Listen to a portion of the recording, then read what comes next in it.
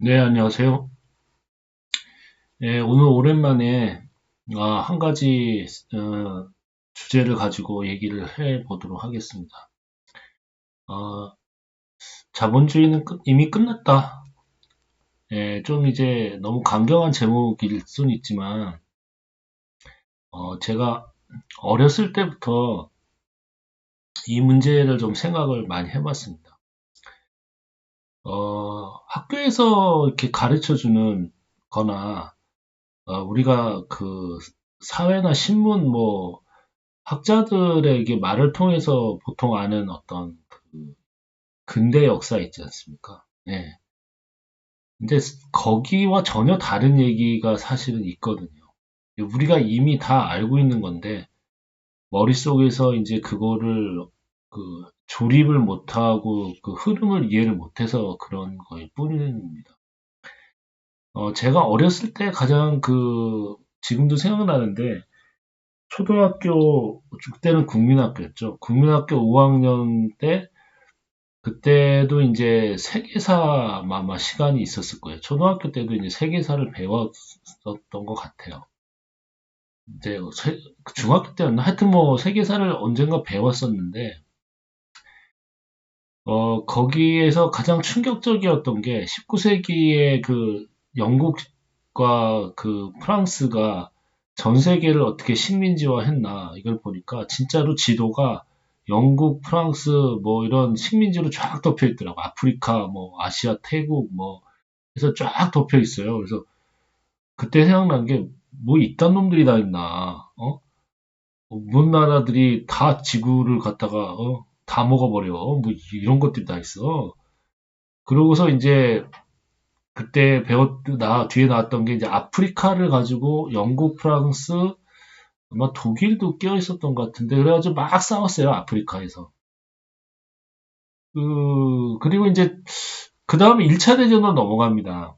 1차 대전이 왜 일어났는지에 대해서 무슨 뭐, 오스트리아 황태자를 뭐 암살을 해서 뭐 어쩌고저쩌고 했는데, 거기에 이제 선생님이나 그 세계사 책에서는 1차 대전의 원인에 대해서 설명을 잘 안 했던 것 같아요. 근데 그 후에도 뭐 1차 대전이 왜 일어났냐에 대해서 별 얘기는 없었는데 그 전체적인 흐름을 쭉 보면 그 영국, 프랑스, 독일, 뭐 서유럽에서 그 식민지 경쟁이 있었잖아요. 그리고 이제 식민지 경쟁이 일본도 나중에 뛰어든 거잖아요. 그건 이제 1차 대전 이후고. 그렇다면은 1차 대전의 원인은 결국 그 서유럽에 있는 그 제국주의 식민지 제국주의 세력들 간의 경쟁에서 그 싸움이 벌어져 가지고 일어난 거라고 봐야 되는 거죠. 그리고 물론 이제 19세기에 그 민족주의의 부흥으로 인해 가지고 이제 그런 것도 있었고요. 근데 그거를 이제 제국주의 세력들이 이용해 먹은 것도 있었고, 뭐 그래서 이제 격렬하게 이제 시작이 된 거지 않습니까? 결국 그 독일은 그 제국주의의 후발주자였기 때문에 빨리 이제 그 영국이나 프랑스 많고 대등한 어떤 그 세력이 되고 싶었지만 독일 통일은 이제 19세기 후반쯤에나 이제 비스마르크에서 됐잖아요. 그죠? 그래서 다 흐름을 보면 이거는 뭐 제국주의 세력들끼리 막 서로 싸우다가 일어난 세계 대전이다. 뭐 이렇게 분명하지 않습니까? 근데 그걸 얘기를 안 해주더라고. 이게 흐름을 보면 뻔한데, 그죠? 그래서 1차 대전은 결국 제국주의 세력 간의 경쟁에서 일어난 지들끼리 싸워 보는데 그게 문제는 이제 세계 대전이 됐었다. 이게 문제인 거죠. 그리고 이제 2차 대전으로 들어갑니다. 그 2차 대전은 왜 일어났습니까? 그 중간에 또 역사적 흐름을 쭉 보면 1차 대전에서 독일이 패배하고 그다음에 독일은 이제 영국, 프랑스한테 완전히 눌렸잖아요. 그 영, 그 독일은 그 다음에 다시 일어서고 싶었겠죠. 왜냐하면은 영원히 자기는 이 제국이 되지 못하는 것, 이거는 완전히 그 한마디로 그 영국, 프랑스에 눌려가지고 자기는 아무것도 아닌 나라가 되는 거지 않습니까? 그, 그거는 견딜 수가 없는 거죠. 예, 그래서 독일은 재무장을 해가지고 다시 한번 일어나서 세계의 1등 국가, 제국주의의 최고의 국가가 되고 싶었던 거죠. 그게 2차 대전의 배경이고, 그 일본도 마찬가지로 세계 그 체제의 경쟁에 뛰어들었다가 그 미국하고 나중에 이제 사이가 좀 안 좋아지니까 마음도 초조하고, 그리고 자기는 아시아에서 이렇게 패권 국가가 되고 싶었는데, 그래서 그건 미국하고 미리 이제 얘기를 좀 해놓은 건데, 미국이 견제를 했잖아요. 네. 그러니까 이제 미국을 먼저 치고 좀, 그리고 자기가 이제 아시아의 그 패권 국가라서 미국한테 받고 싶다라는 말도 안 되는 생각을 가지고서 그 다음에 미국하고 전쟁을 한 거 아닙니까? 그러니까 2차 대전도 어떻게 보면은 이 제국주의의 연장, 세력들 간의 싸움의 연장이라고 볼 수가 있는 거죠. 근데 그런 식으로 역사를 가르쳐 주는 데는 단 한 군데도 제가 보질 못했어요. 네. 제가 볼 때는 이거는 제국주의, 19세기 제국주의의 문제였거든요. 쭉 그 흐름이 이어지다가 이제 2차 대전으로 갑니다. 그런데 이제 문제가 심각해지는 건 뭐냐면, 이게 보통 전쟁, 2차 대전이 보통 전쟁하고 달랐던 건 뭐냐면, 조직적인 인종 말살 정책이 있었다는 거죠.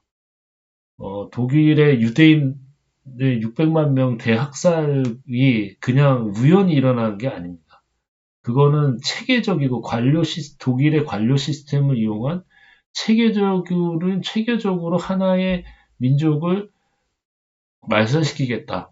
그러니까 체계적인 어떤 계획을 가지고 실행된 거란 말이죠. 그러니까 이거는 일종의 19세기에 만들어진 그 자본주의 시스템의 그 고도로 발달된 어떤 어,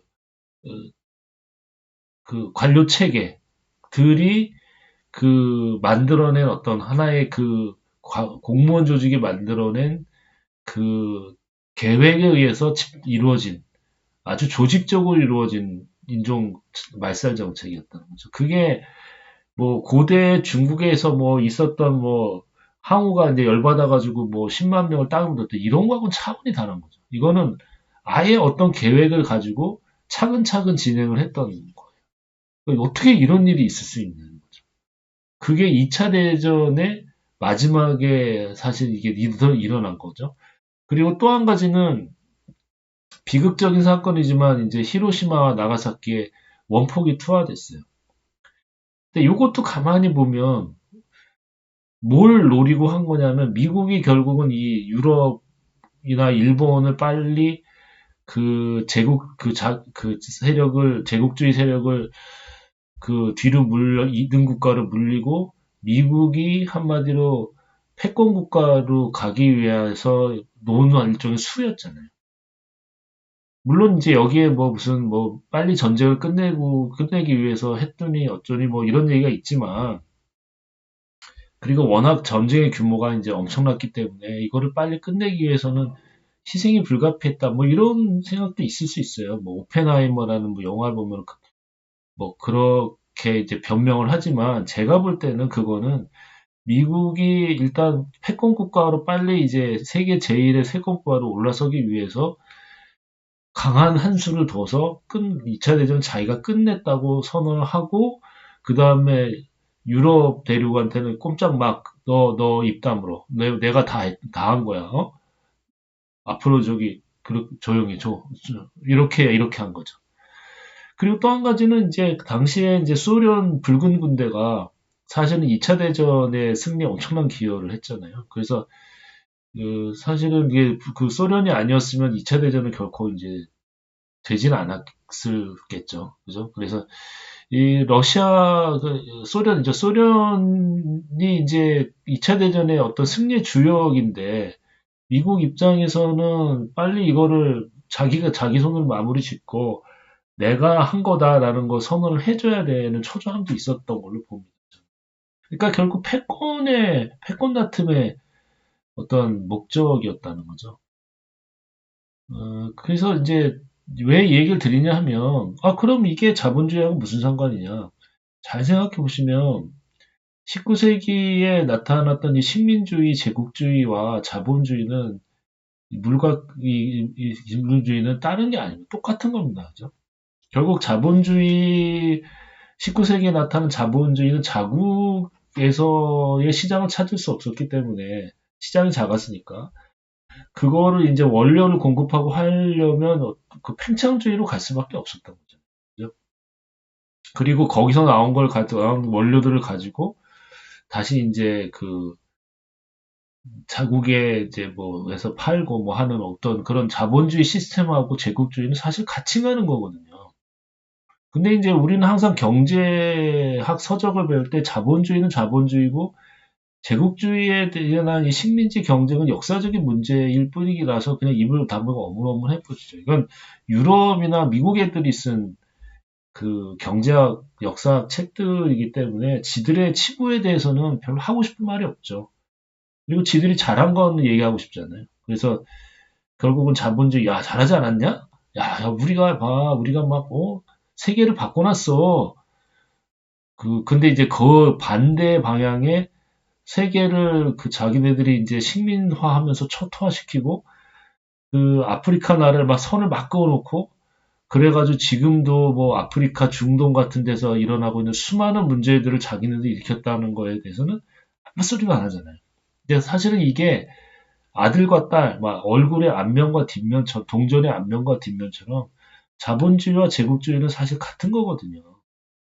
근데 그거에 대해서는 아무 소리도 안 해요. 네. 그건 이제 서양 애들의 한마디로 자기네들의 눈을 가리고 싶은 거겠죠. 자, 그래서 제 얘기는 뭐냐면, 결국 2차 대전에 나타난 유태인 학살과 그다음 원자폭탄 투하는 19세기 자본주의의 끝을 보여주는 거다는 거죠.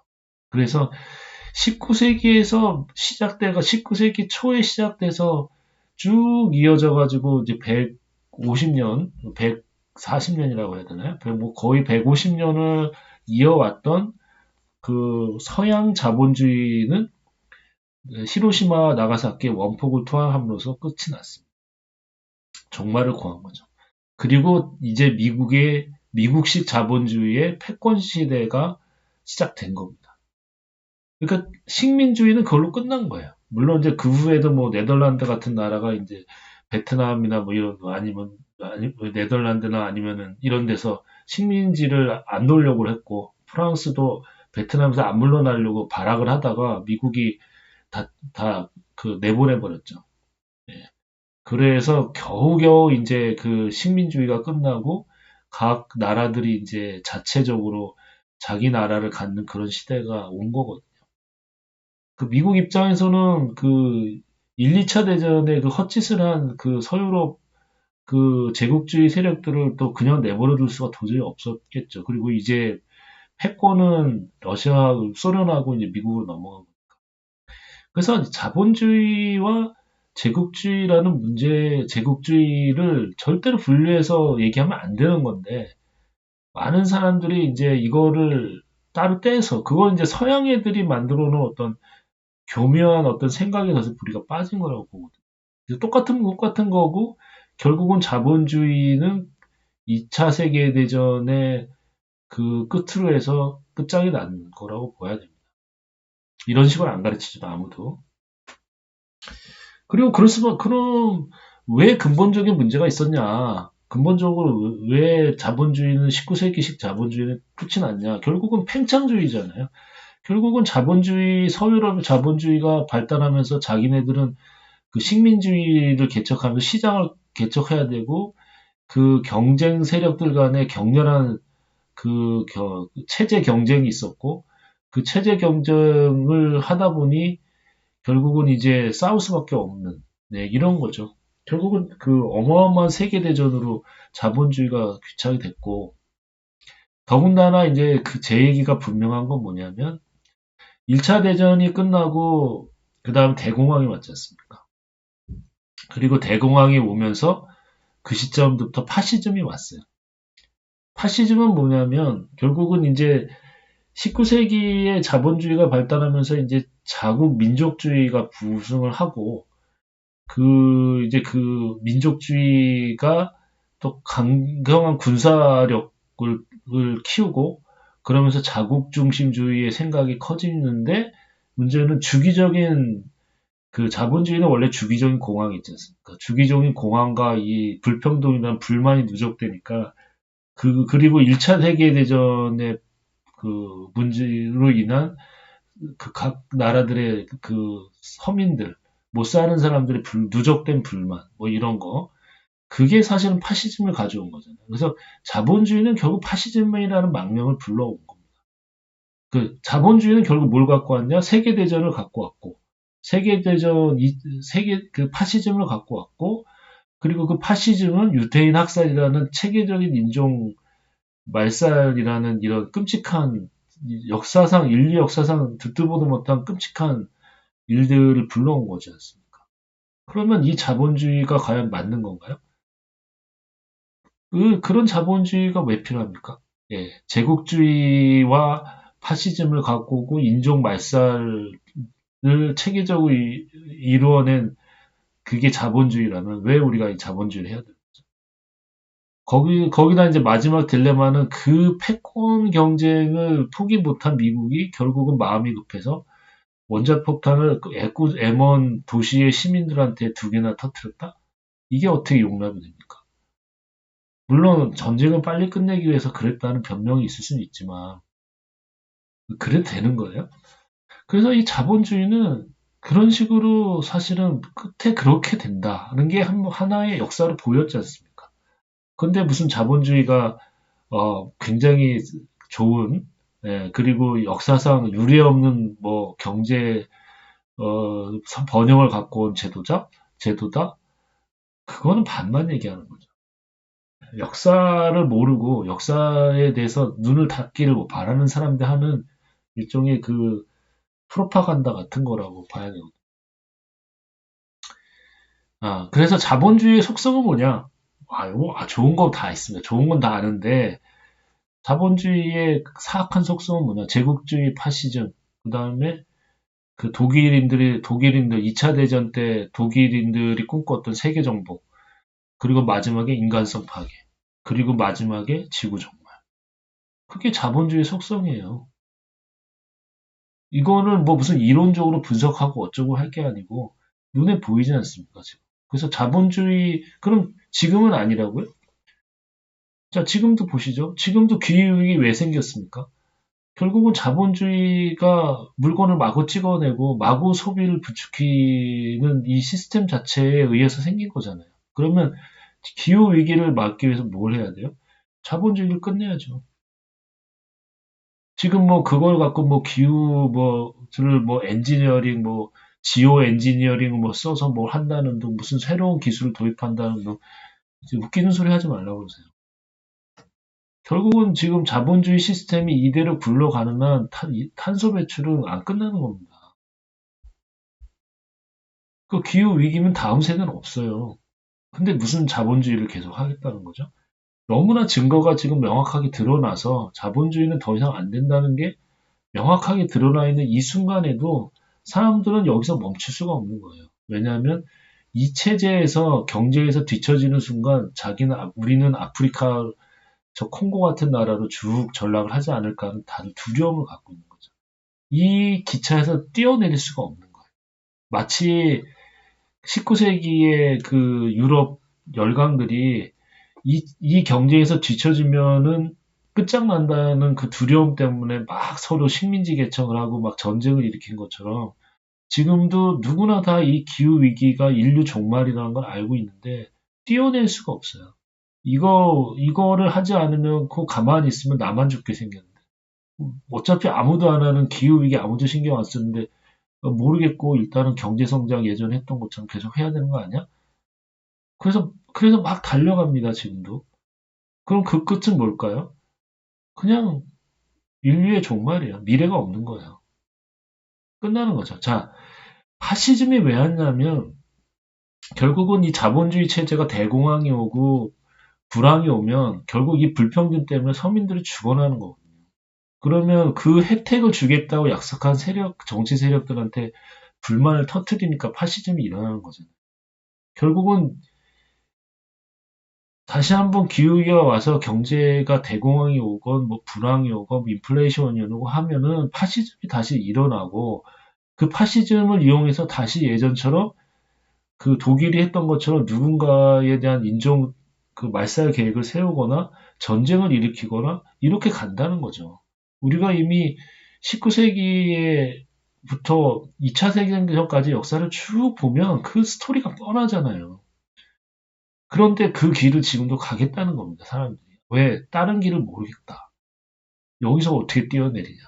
그러면 뭐, 다 같이 망하는 거 외에는 길이 없다. 이런 거죠. 얼마나 지금 심각한 건지 사람들 잘 모르는 것 같아요.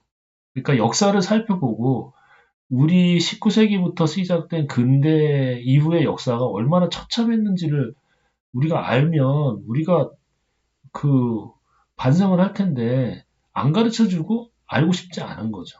예. 자, 그러면 지금은 어떤가 봅시다. 지금 특히 이제 우리나라 같으면은 내란을 일으켰는데 내란을 일으킨 자들이 오히려 큰 소리를 칩니다. 내가 뭘 잘못했는데? 어, 다 저놈 저 그 공산 전체주의 세력 때문에 내가 계엄을 한 거 아니야. 이렇게 얘기를 하죠. 그리고 그걸 또 몰려가서 잘했다고 박수를 치고 그 다음에 법원에 들어가서 막 유리창을 깨고 막 들어가서 법관을 끌어내려고 막 찾아다니고 그래요. 그걸 또 잘했다고 그거 다 이유가 있는 거야라고 하죠. 그러니까 이거 완전히 그 앞뒤가 다 틀어지고 무슨 도덕이고 뭐 법이고 우리가 알고 있는 상식이고 다 깨지고 있잖아요. 우리가 얼마나 심각해요. 여기서만 하나 더 들어가면 우리가 이제 2차 대전 직전에 유대인들, 독일인들의 유대인들을 인종차별을 했던 거를 당연하던 그런 시대로 간다는 겁니다. 자, 조금만 더 들어가면, 야, 이건 다 친중국 세력들 때문이야. 야, 중국인들 다 찾아내서 저기 강목으로 다 들고 가서 다 때려 부숴. 그리고 중국 옹호하는 저 학자들 다 때려가지고 저기 다 끌어내고 그 목에다가 저기 그 이름표 달고 그 광장에 세워가지고 다 자기 그 반성하도록 해. 이렇게 된다니까요. 아닌 것 같죠? 지금 그러면 내란을 일으킨 사람들이 잘했다고 큰 소리 치고 거기에 박수 쳐주는 건 뭐. 거기에서 단 한 걸음만 더 나가면 우리가 독일인들이 인종차별했던 유태인들을 학살했던 그 시대로 가는 거라는 거죠. 아니면 중국에서 문화혁명을 했을 때 그 시대로 가는 거예요. 얼마나 심각한지 사람들은 잘 모르는 것 같아요. 그리고 신문이나 언론이나 학자들은 거기에 대해서 아는지 모르는지 말을 안 합니다. 그 역사를 쭉 한번 보세요. 그 얼마나 19세기부터 그 이후의 역사가 얼마나 처참하고 이상했는지를 모르는 것 같아요.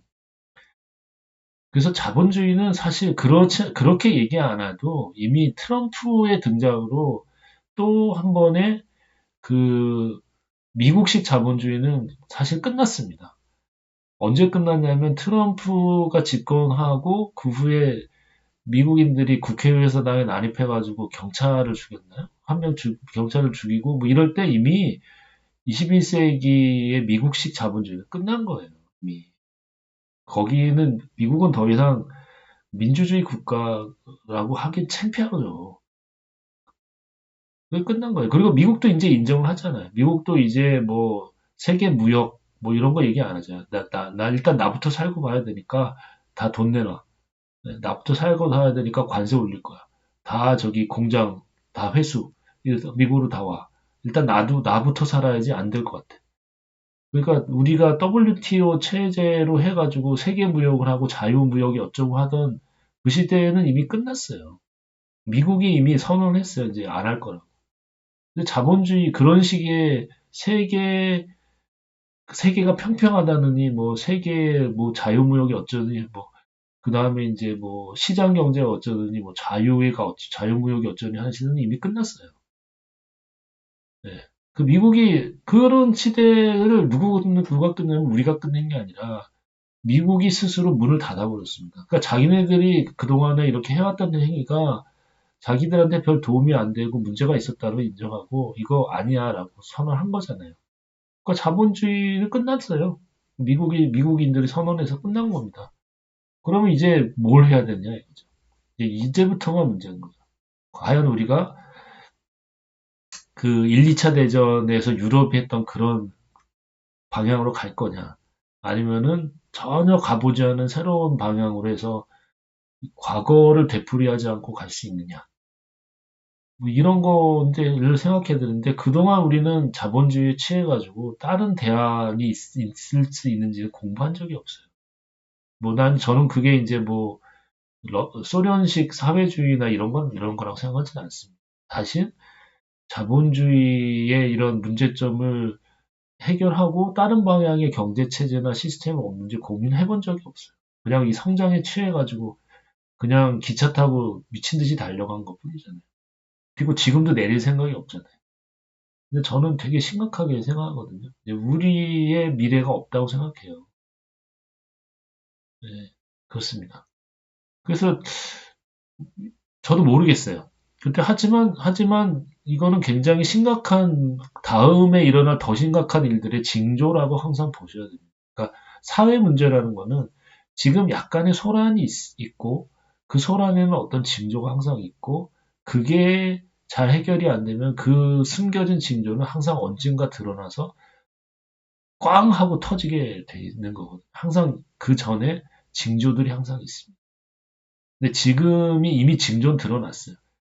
그러니까 트럼프 시대하고 그다음에 이제 미국 국회의사당 난입 그리고 지금 그 계엄 선포하고 뻔뻔하게 이제 그 와가지고 이제 잘한 거다라고 하는 거 그게 징조예요. 그러니까 그 다음에는 그 숨겨진 징조가 겉으로 드러나서 어마어마한 사태로 벌어질 가능성이 많죠. 그게 뭐냐?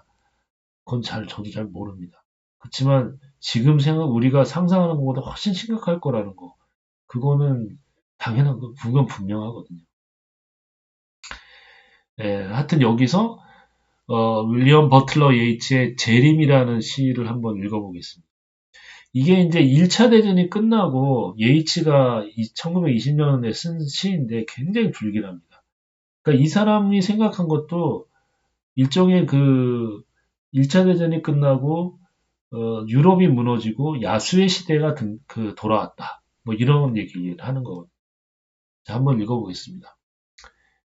재림. 회전하고 또 회전하는 넓어지는 소용돌이 속에서 매는 매 사냥꾼의 목소리를 더 이상 듣지 못한다. 모든 것이 무너지고 중심은 붙들리지 않는다. 어지러운 혼돈이 세상에 풀려나고 핏빛으로 흐려진 물결이 넘쳐 흐르며 곳곳에서 순수함의 의식은 가라앉는다. 가장 선한 이들은 신념을 잃어버리고 가장 악한 이들은 격렬한 열정으로 가득 차 있다. 분명 어떤 계시가 임박해 있으리라. 분명 두 번째 오심이 가까이 있을 것이다. 재림이라는 말이 채 끝나기도 전에 스피리투스 문디에서 나온 거대한 형상이 내 시야를 흔든다. 사막 어딘가의 모래 위에서 사자의 몸에 사람의 머리를 한 형상이 태양처럼 텅 빈 무정한 눈길로 느릿느릿 허리를 움직이고 그 주변으로 분노에 찬 사막의 새 그림자들이 어지럽게 맴돈다. 다시 어둠이 내려왔지만 이제 나는 알겠다. 이 지난 2000년간 돌처럼 굳은 잠이 흔들리는 요람에 깨워져 악몽이 되었고 마침내 때가 다 되어 거친 짐승이 베들레헴을 향해 비틀거리며 태어나려 하는가. 예, 시를 읽어보면 굉장히 무시무시하고 불길한 시지 않습니까? 여기서 이제 유명한 구절이 이제 이거죠. 가장 선한 이들은 신념을 잃어버리고 가장 악한 이들은 격렬한 열정으로 가득 차 있다. 이게 파시즘을 얘기한 거거든요. 이미 1차 대전 전부터 파시즘은 시작되었습니다.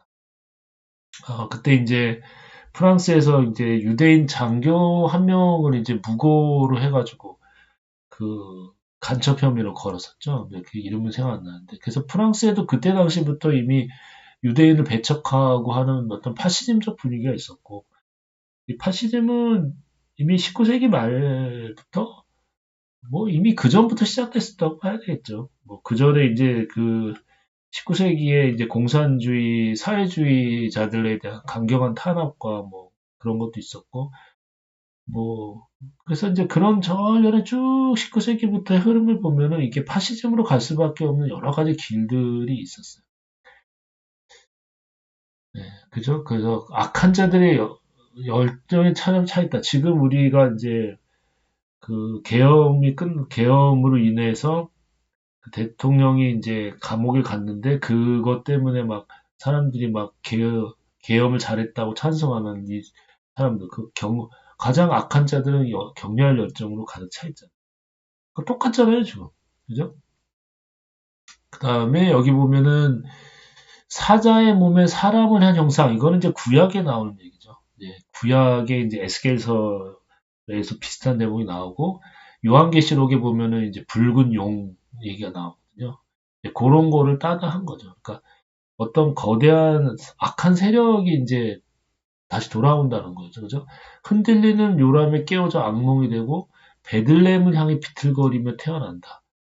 결국은 이제 뭐냐면 예수를 죽이기 위해서 그때 헤로닥이 막 그 아이들 다 죽였다고 했잖아요. 그런 것처럼 이제 악령이 이 베들레헴에 있는 선한 그 구세주를 이제 죽이기 위해서 막 아이들을 학살하고 막 이런 것을 생각하면서 비틀비틀 거친 짐승이 이제 막 걸어 나오는 거죠. 그러니까 선한 자들을 죽이고 그다음에 그 사악한 기운이 막 이제 몰려오는 그 무시무시한 기운, 그런 느낌을 이제 표현한 것 같은데, 또 여기 보면은 회전하고 회전하는 넓어지는 소용돌이 속에서 매는 매 사냥꾼의 목소리를 듣지 못하고, 이게 뭐냐면 매가 저쪽으로 가 해서 보냈어요. 근데 돌아와 했는데 안 돌아오는 거예요. 그러니까 모든 것이 무너지고 중심은 붙들리지 않는다. 그러니까 매가 떠났는데 안 돌아오는 거야. 그만하고 와라 했는데 못 듣고 계속 가는 거예요. 어딘가로 가요. 결국은 이제 자본주의 시스템은 인간을 위한 거기 때문에 어느 정도 좀 문제가 있으면 이제 수거도 해야 되거든요. 아, 이제 이 이상하면 안 돼. 아, 이건 아니지. 그런 견제가 되고, 아, 이게 이상하면 안 될 것 같은데. 뭐, 이렇게가 아니라 그냥 가는 거예요, 무조건. 달려보는 거죠. 그 19세기를 생각하면 식민지주의 체제 경쟁을 했을 때, 야, 이거 우리 좀 너무 심한가? 요 정도만 하고, 우리 서로 저기 타협하고, 여기서 이제 더 이상 멈추자 했는데, 사실 했어요. 영국, 프랑스 같은 데는. 근데 독일이 못 견디는 거죠. 자기가 후발주자를 했는데, 후발주자들이 막 나오니까 이제 그걸 견제하는 세력들이 하고 이제 전쟁이 일어났다. 또, 1차 대전이 끝나고, 영국, 주축국 세력이라고 그러죠. 영국하고 이제 뭐 이런 세력들이 독일한테 배상금을 엄청 뜯어냈잖아요. 그 베르사유 조약을 맺어가지고. 그래서 완전히 굴욕적인 어떤 무릎 꿇어 뭐 이렇게 해가지고 막 굴욕적인 어떤 협상을 해서 미국, 독일을 완전히 박살을 내버리려고 했었죠. 또 그 중에서 그러면 안 된다는 사람들이 있었어요. 그때도 우리 적당히 하고 살 사람은 살아야지. 여기 독일을 완전히 무슨 없애버리려는 거야. 뭐 이렇게 하면 안 되지. 해서 했었어야 돼요. 근데 거기서 얘를 완전히 꿇어서 얘를 완전히 그냥 작살을 내야 되겠다 해가지고 1차 대전이 끝나고 독일을 그렇게 만드니까 독일인들 이제 분노에 가득 차 있었고 하이퍼 인플레이션이 일어났고 거기에 대공황이 있었고 그 다음에 그때 이제 독일 정부는 좀 허약했잖아요. 허약했고, 그러니까 강경한 어떤 그 나치가 그 들어왔고, 그 다음에 독일인들이 거기에 열광했고, 그 다음에 히틀러가 잡으니까 경제가 급성장을 했고, 그죠? 갑자기 독일이 막 급성장을 해가지고 경제에도 안정이 되고 막 그러니까 이제 다시 이제 자기가 당했던 굴욕을 되갚아주기 위해서 이제 전쟁을 일으킨 거죠. 항상 막을 수 있는 순간에 막지를 못했어요. 적당히 하고 끝냈으면, 적당히 하고 어느 선에서 타협을 봤으면 모든 게 자본주의도 잘 되고 했는데 항상 보면 자본주의는 끝장을 봅니다. 끝을 향해 달려가잖아요. 근데 지금도 마찬가지죠. 지금도 러시아 우크라이나 전쟁이 있었을 때, 아니 뭐 어차피 미국도 패권이고 뭐 세계는 패권에 의해 움직이는 거 지역 패권이라는 게 있는 건데, 아 뭐 러시아가 뭐 그렇다고 뭐 무슨 나라가 사라지는 것도 아니고, 야 뭐 우크라이나 뭐 그 뭐 러시아의 그냥 뭐 옆에 있는 나라니까 러시아가 잘 이렇게 관리하도록 뭐 내버려 두지 뭐 이랬으면 끝나는 거 아니에요.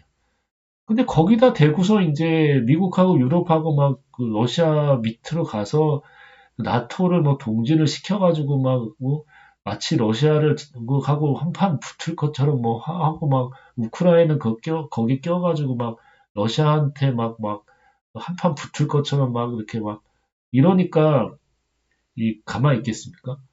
그리고 그렇게 했으면은 또 바이든이나 이게 유럽에서 무기 안 대주고 야 우크라이나 가만히 있어 가만히 있어 적당히 해 우리 저 절대 너 니네 나토 가입 안 시켜 그래 하지 마 그리고 너는 러시아의 이게 밑에 옆에 붙어 있는 나라지 우리 유럽하고 붙을 생각 하지 마 이러고 상식적인 수준에서 끝냈으면 전쟁이 일어나지 않았잖아요. 왜 이렇게 끝장을 보려고 하는 겁니까? 항상 이 속성이 매가 매사냥꾼의 목숨을 덮지 못하는 것처럼 끝장을 봐요. 왜 그럴까? 지금도 보면 공산 전체주의 세력과 싸운다고 계엄을 선포하는 이 끝장을 보려는 이 자세는 도대체 어디서 나온 걸까요? 인간의 보통 사람의 상식으로는 이해할 수 없는 왜 이런 일들이 그러니까 항상 문제는 보면 극단적인 상황으로 자본주의가 항상 가더라고요. 대공황은 왜 왔을까요? 아니면은 2008년에 금융위기는 왜 왔을까요? 그 금융위기 오기 전에 온갖 금융상품이 나온 걸 왜 규제를 안 했을까요? 몰랐을까요? 할 수 있었는데 한 발 더 간 거죠. 예. 항상 끝장을 봐야 되는 게 자본주의의 속성이거든요. 그러니까 이제 거기서 엄청난 파멸의 어떤 그런 게 나오는 거죠. 뭐 대표적인 걸로 뭐 우리나라의 IMF 그 몰랐을까요? 그 전에? 그 전에 그 김영삼 정부 시절에 이 대기업들의 부패와 무능과 아니면은 그 회계 부정을 몰랐을까요? 그 적당히 대기업을 누르고서 몇 개 대기업 해체해가지고 그 회계도 좀 잡고 해서 가라앉힐 수 있지 않았을까요? 근데 왜 안 했죠? 그러니까 끝을 항상 달려가니까 거기에 어마어마한 그 문제가 생기는 거라는 거죠. 그러면 왜 그러냐? 뭐 얘기가 길어지는 것 같은데 그럼 자본주의 속성이 극단으로 치닫는 이유가 뭐냐에 대해서 생각을 좀 해봐야 돼요. 근데 이런 거는 경제학자들은 잘 얘기 안 하려고 그래요. 그냥 자기네는 경제만 얘기한다고 인류학이나 사회학이나 역사학에는 관심이 없어요. 이자들. 그러니까 경제학이라는 거는 인류학, 사회학, 심리학, 경역 해서 총체적인 학문인 거지. 경제학은 경제만 똑 떨어뜨려서 얘기합니까? 마르크스는 그렇게 안 했거든요. 마르크스는 자기가 역사학도 하고 철학도 하고 그러면서 통합적인 시각으로 해서 그 시대의 자본주의를 이해하려고 했지 않습니까? 근데 지금의 자본주의 주류 경제학자들은 딱 떨어뜨려서 그 수학만 가지고 놀아요.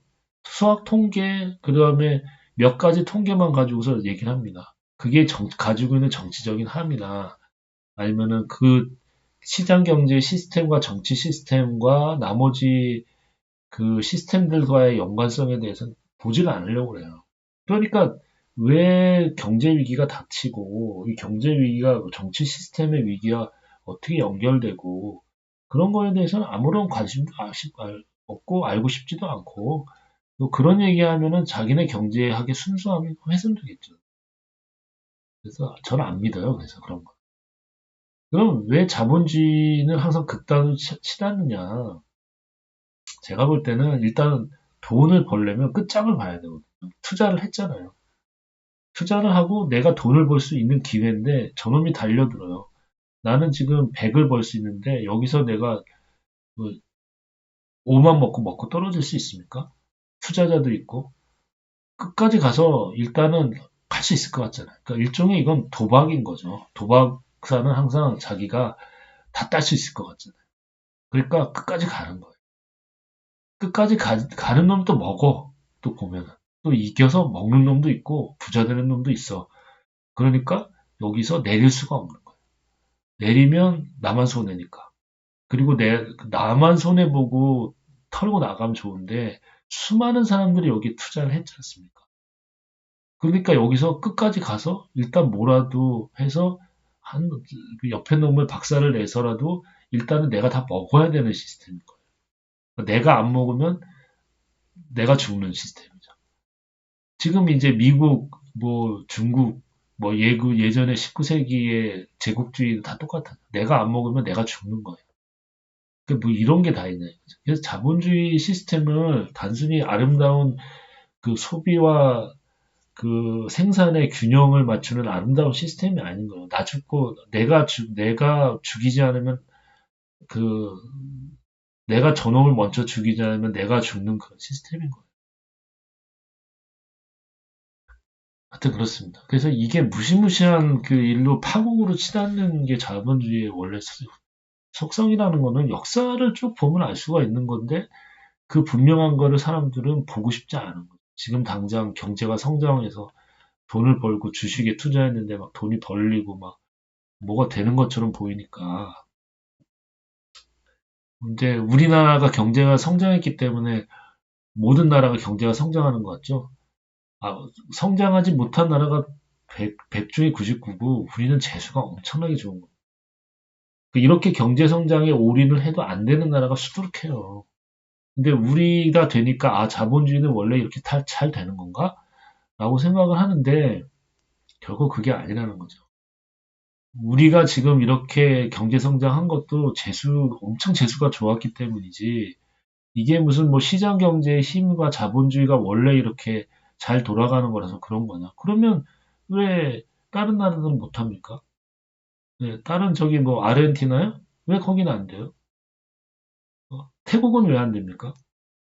그러니까 우리는 운이 엄청 좋은 것뿐이에요. 그러니까 우리가 IMF를 맞아서 망할 뻔했는데 그 당시에 WTO 그 체제도 있고 해서 그 다음에 중국도 옆에 있고 하니까 무역이 엄청 잘 된 거죠.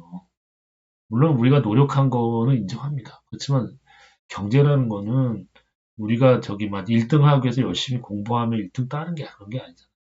다 분위기가 맞아서 돌아가야 경제가 되는 거죠. 그러니까 운이 엄청 좋았어요, 그때. 하필이면 그때 WTO 체제로 해가지고 세계 무역 체제가 이게 무역 시대가 열렸고 거기에다가 중국이 막 경제가 성장하면서 우리도 이제 같이 동반 성장했고 뭐 그런 거죠. 거기다가 우리가 또 열심히 IT 투자를 그 당시에 이제 또 죽으라고 했고 뭐 이런 게 여러 가지가 맞물려 가지고 된 거지. 만약에 IMF 터진 그 시절에 중국은 여전히 그 경제 성장을 못했고 그 당시에 보호무역을 해서 그 당시에 만약에 트럼프가 나왔다. 그러면 되겠습니까? 그러니까 경제 성장이 자본주의의 원래 시장 경제의 속성 때문에 경제는 원래 성장하는 게 아니라는 겁니다. 그 말도 안 되는 얘기예요. 다 역사적인 이유와 우연과 운과 이런 또 아니면 역사적인 이유들이 맞물려 떨어지면서 누구는 잘 되고 누구는 못 되고 하는 거지. 모든 나라가 저기 똑같이 자본 투자하고 공장 세우고 해서 다 잘 되면은 모든 나라가 경제가 골고루 성장해야죠. 안 되잖아요, 지금. 지금 증거가 있지 않습니까? 안 되는 나라, 되는 나라가 나눠져 있잖아요. 그럼 그게 왜 어떤 나라는 되고 어떤 나라는 안 돼요? 작년에 뭐 노벨 경제학상을 탄 사람은 뭐 그게 무슨 뭐 민주주의의 힘이 나느니 뭐 무슨 뭐 어쩌고저쩌고 하는데 솔직히 말하면 이건 운이죠, 운. 재수가 엄청 좋았던 것뿐이에요, 그동안에. 뭐 그런 거지. 이게 무슨 뭐 체제의 뭐 힘이 어쩌고 그거는 반이고 그게 반이고 거기에 플러스 운빨이 엄청 좋아야 되는 거다 이거죠. 예. 그래서 저는 한마디로 경제학자들이 떠드는 얘기나 그 다음에 지금 뭐 사람들이 상식적으로 하는 얘기는 단 하나도 안 믿습니다. 왜냐? 역사를 돌아보면 역사는 그렇게 가르쳐주지 않거든요. 우리의 근대 역사를 쭉 들어보면 역사는 경제학자들이 얘기하는 거하고 정반대의 얘기를 가르쳐줘요. 영국과 유럽, 유럽이 지금 잘 사는 이유도 그 당시에 식민지를 먼저 개척을 했고, 그 다음에 먼저 자본주의를 시작했다는 차이밖에 없는 거예요. 재수가 엄청 좋은 거죠. 만약에 중국에서 먼저 시작을 했다. 그럼 중국이 자본주의의 1등 국가가 됐겠죠. 그리고 이제 중국은 또 전제 왕조니까, 그러면은 전제 왕조가 자본주의의 체제의 필수적인 조건인가? 그러면서 이제, 그래, 왕조 같은 탄탄한, 그 강력한 철권 정치를 휘두르면서 자본주의를 발전해야 되는 거구만 하고 그런 이론이 나왔겠죠. 지금처럼 뭐 민주주의 플러스 자본주의가 좋은 거야라는 거는 역사적으로 유럽이 그랬었으니까 그랬다는 거지. 민주주의가 필수적인 조건인지는 아무도 모르는 거죠. 네. 안 그렇게 했는데도 된 나라가 한국이지 않습니까? 네. 안 그러고 독재를 했는데도 불구하고 경제 성장을 한 나라가 여기 있어요. 그러니까 자본주의의 발전에 필수 요소는 민주주의가 아니라는 거죠. 예. 그 역사적으로 쭉 보였잖아요. 역사적인 근거가 있는데 뭘 부인을 합니까? 그죠? 저는 하여튼 그래서 사람들이 증거 없이, 증거 없이 그냥 떠드는 얘기들은 단 하나도 믿지 않아요. 뭐 하여튼 그렇습니다. 그래서 이 자본주의에 대해서 우리가 가지고 있는 상식을 좀 깨야 돼요. 그러려면 세계사 공부를 좀 해야 되고, 세계사가 뭐 별거예요. 그냥 그 1차 대전, 2차 대전의 그 흐름, 한마디로 그동안의 근대 역사가 이루어지는 발전되어 흐름을 쭉 한번 보는 거, 그것만 해도 우리가 알고 있던 상식은 다 깨져버려요. 어려운 게 아니거든요. 근데 안 보려고 하는 것 뿐이다. 뭐 나라고 저라고 뭐 대단한 머리가 있는 게 아니라 그냥 상식적으로 그냥 쭉 이제 보면 그렇구나라는 거 알 수 있게 되는 거지. 뭘 대단한 게 있겠습니까? 근데 안 가르쳐 주니까 안 가르쳐 주고 명제로 이거는 이거야라고 안 해도 그냥 스스로 이렇게 쭉 보면 이거는 이상하네. 그렇게 보게 되는 거죠. 예, 그렇습니다. 그래서 오늘은 뭐 요 정도 얘기입니다. 그럼 또 이렇게 누구는 얘기할 수 있어요. 그럼 넌 뭐 대안이 뭔데? 라고 하면 그거는 저한테 얘기하시면 안 되는 거죠. 그거는 우리 저기 돈 많이 벌고 시간 많이 투입해서 공부하시고 그 책임을 많이 짚는 만큼 돈도 많이 버시는 정치가들, 학자들께서 다음 세대의 미래에 대해서 고민을 하셔야죠. 어떻게 할 건지. 우리 같은 평범한 서민들한테 그거를 어떻게 해야 되냐고 물으신다면 그거를 공부 안 하신 당신들은 무책임한 사람들이에요. 지금의 우리가 그동안 알고 있던 상식적인 자본주의 이미 끝났으니 그럼 뭘 할 건지는 이제부터 생각을 해보시라고 제가. 그게 예전에 관습적으로 들어왔던 그런 식의 일들을 또 하면은 아무것도 안 된다는 거 지금. 네, 이걸로 얘기를 끝내겠습니다.